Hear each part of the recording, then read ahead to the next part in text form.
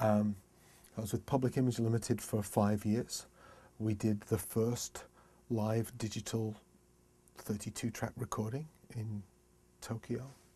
So if you get one of those machines, you get the lineup tape. My drums are on the lineup tape. Then I joined a band called Killing Joke from the UK. Spent a few years with Killing Joke, co-producing. I co-produced with PIL as well. Co-wrote, drummed. Then I worked with Ministry. I'm on the In Case You Didn't Feel Like Showing Up concert album video.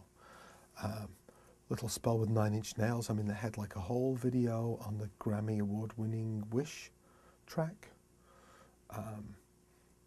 I have my own band Pigface, and we've recorded all over the world with people like, there's maybe 350 members of Pigface, from Flea to Trent Reznor to Michael Girard from the Swans, Chris Connolly from the Revolting Cocks, and I guess 320 other people.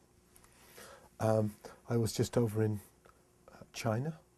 I recorded a bunch of bands in China, then made my own album there with Tibetan singers, erhu, pipa, all these different instruments I hadn't seen before, scratch DJs, beats, threw that all together. It's awesome. And I produced the Process album for Skinny Puppy on Deaf American, and the Last Gravity Kills album, and a bunch of things, little things here and there. I like to get sounds because I won't get normal sounds, I guess you could say. But I think I'm a bit different than some producers because I like to work really closely with the band on the album and how that album fits into the overall picture of where the band is. And what I mean by that is Gravity Kills album. I think that they were perceived as having had success and not being edgy. So that needed to be edgy without being completely non-commercial. It needed to be commercial and edgy. Walk between the two. I produced another band I have called The Damage Manual.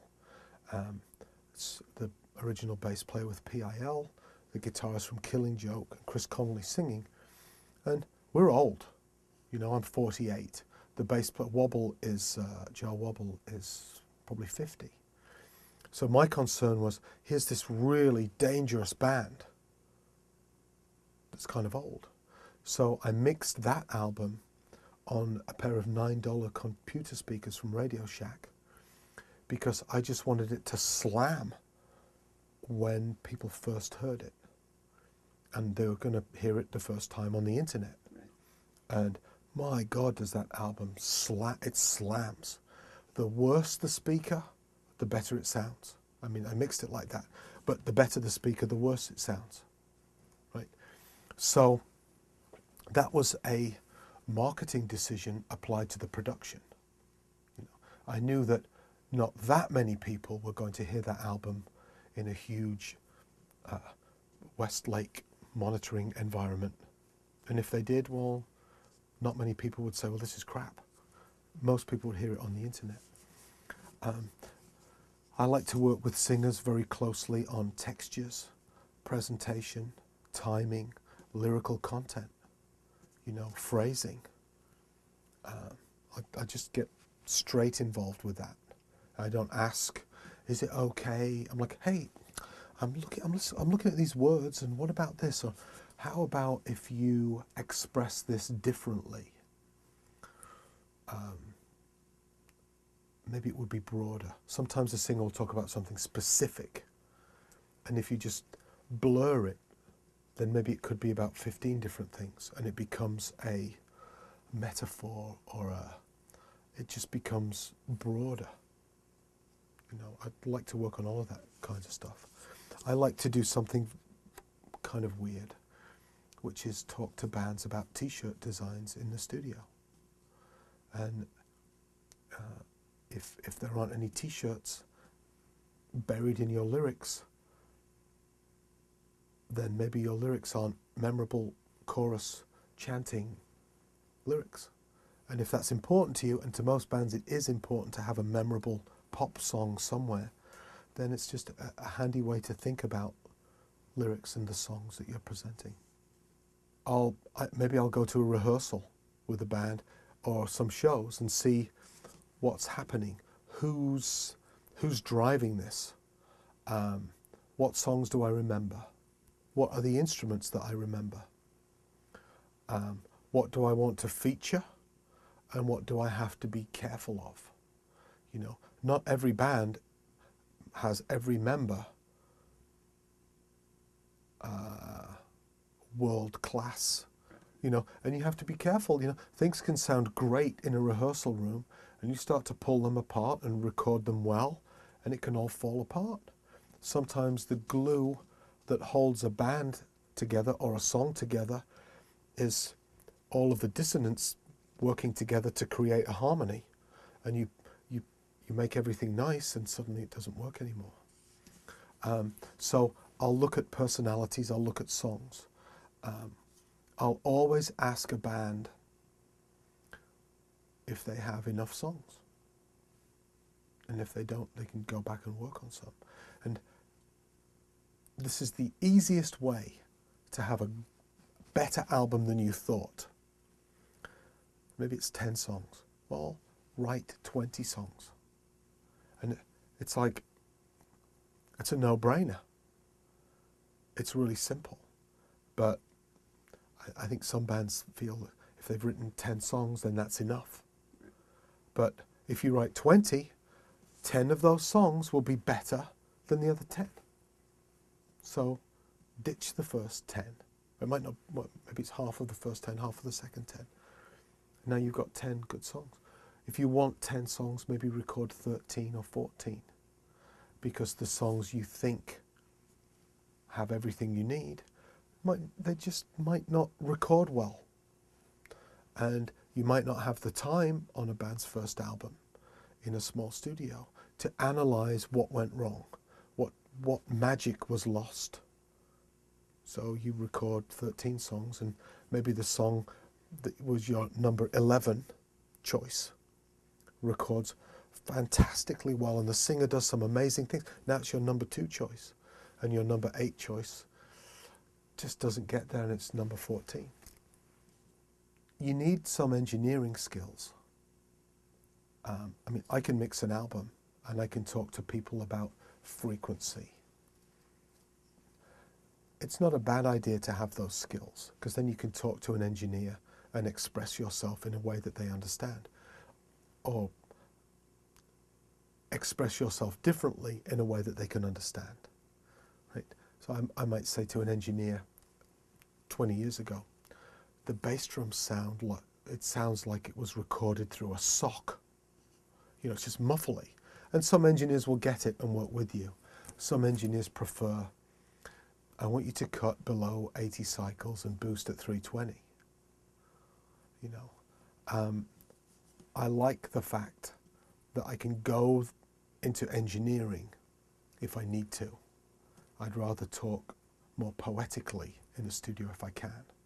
And I think a good engineer will understand the people he's working with and not try to bust everybody's nuts on technical issues.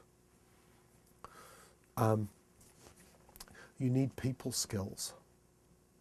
That's important to deal with the engineer, to deal with the drummer who hasn't been in the studio before and is freaking out, or the singer who's nervous, who now just can't hit the notes. You need to be calm in a crisis.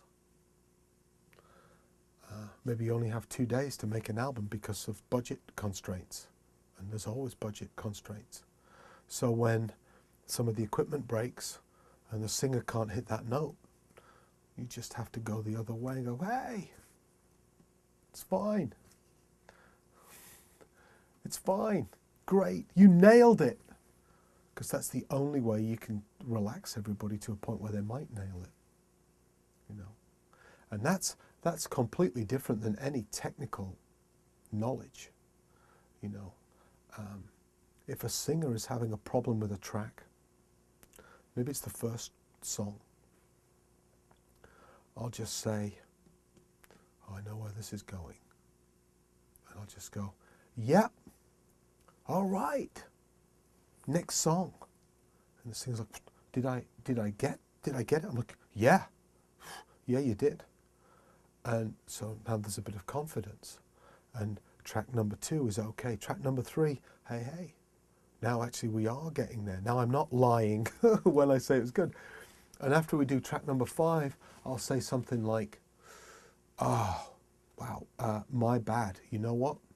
We don't, it's not your fault, Steve, the engineer, whoever it is. It's my bad. Actually, we don't have all of that first take. Can we go back and do that again? Because I don't want to expose my technique to the singer, because I might be working with them again. I don't want to say, hey, I just lied and it was horrible, because the next time you go in the studio with the singer, they'll like, he's playing mind games. The studio is a submarine. Not a sandwich, but it's a submarine. I don't know what that movie is. Red something. No, I don't think. Tide. Maybe. With Denzel Washington. Yeah, and they're being fed information like the world's at war. Send the atomic bomb. Oh, click, click. What? There's no more message. You know, you could send any information you want into the submarine.